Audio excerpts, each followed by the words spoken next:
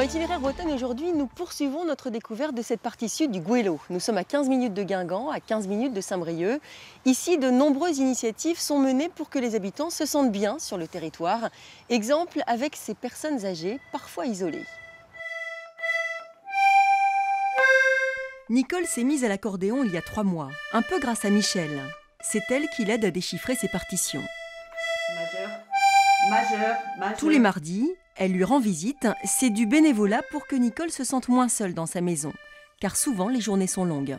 Quand on est tout seul, qu'est-ce qu'on fait? On broie du noir. Et du coup, ça me broyait du noir. Les deux femmes se rencontrent chez Nicole depuis 6 mois seulement. Je vais commencer à refaire du théâtre bientôt. Depuis que Michel a répondu à l'appel de la communauté de communes pour rompre l'isolement des personnes seules en milieu rural. Être dans des relations, relationnellement en contact avec des personnes que je ne connais pas, avec qui je vais pouvoir partager des choses, que je vais pouvoir éventuellement aider aussi, comme là, pour la musique. Pour moi, c'est ça, c'est une satisfaction. Ah, Michel, c'est comme une copine.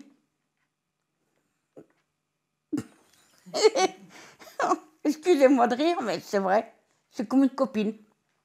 Reine, c'est moi. Reine et Annie se connaissent aussi depuis quelques mois.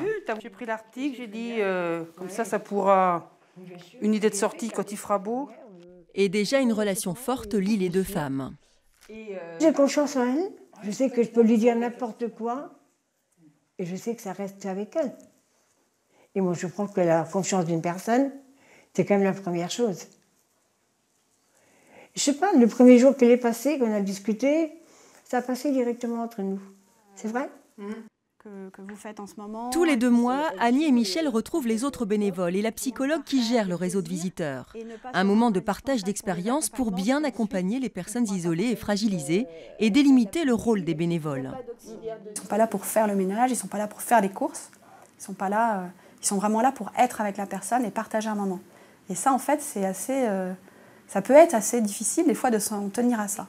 Mais quand on réussit bien à se tenir à être avec la personne, là, par contre, il va émerger vraiment une relation qui peut être très intéressante. Ah, tu vas pas longtemps me rattraper comme ça. À 84 ans, Reine a son infirmière, son aide-ménagère, mais avec Annie, c'est différent. Et pour rien au monde, je voudrais qu'on me la change. Ah non, non. 1, 2, 3, 4. Là, c'est bien. Je ne vois plus. J'ai cherché. Eux ne se sentent pas isolés. Ils s'appellent Erwan, Samir, Sidonie. Ils vont au lycée et ont un avis à donner sur leur vie à la campagne. Ils se sont connus lors d'un voyage en Roumanie, organisé par la communauté de communes l'an dernier. Donc vous avez entre 16 et 17 ans. La vie, elle est belle à Châtellerault, Plouagat ou Trégomeur? On fait du sport et on va au lycée aussi, surtout. Et je sais pas, tu fais quoi toi? Le sport il est vachement présent ici en fait. Une piste d'athlétisme à Plouagat, en face du collège. Du coup, ça c'est important, pour nous en tout cas, pour se défouler. C'est à côté, donc c'est pratique. Il y a les matchs de Guingamp déjà, un samedi sur 2, donc nous souvent on y va. Et après, on essaie de sortir le plus possible, profiter. Au niveau sportif, donc c'est plutôt pas mal, vous nous avez dit.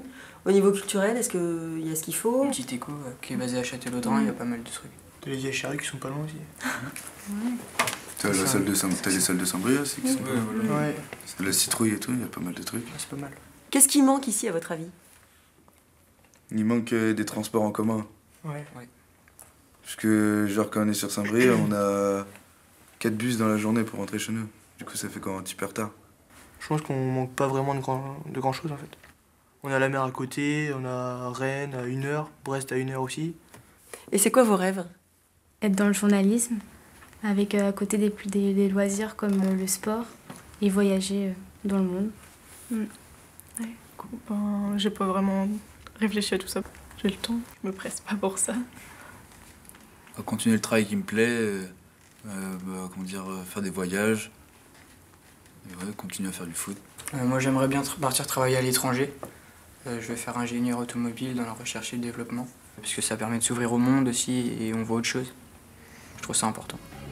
Bon, merci.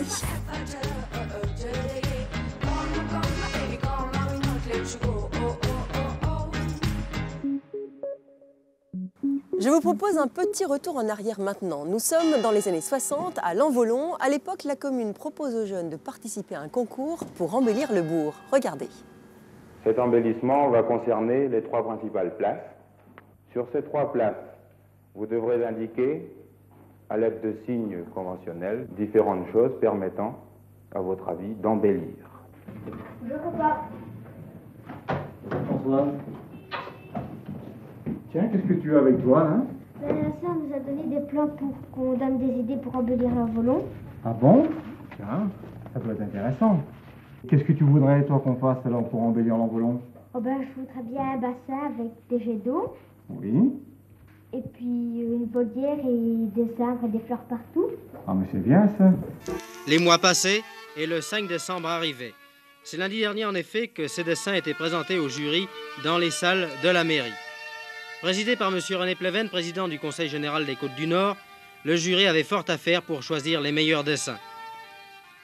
Je voudrais vous présenter le lauréat. Le voici. Eh bien, je suis très heureux d'avoir gagné. Quel âge avez-vous? Oui, j'ai 18 ans. Je fais l'école de Lanvolon. Est-ce que vous attendiez à avoir ce prix? Un peu, oui, parce que j'étais aidé un peu par... Vous avez l'air un peu ému. Oh, je suis un peu ému, oui. Je suis ému, oui. Yvon Julien est heureux d'un tel succès, un succès qu'il a provoqué tout simplement. Aussi simplement qu'il a décidé un certain jour de participer au concours. C'est la fin d'Itinéraire. Vous retrouverez ce numéro sur le site de France 3, bretagne.france3.fr.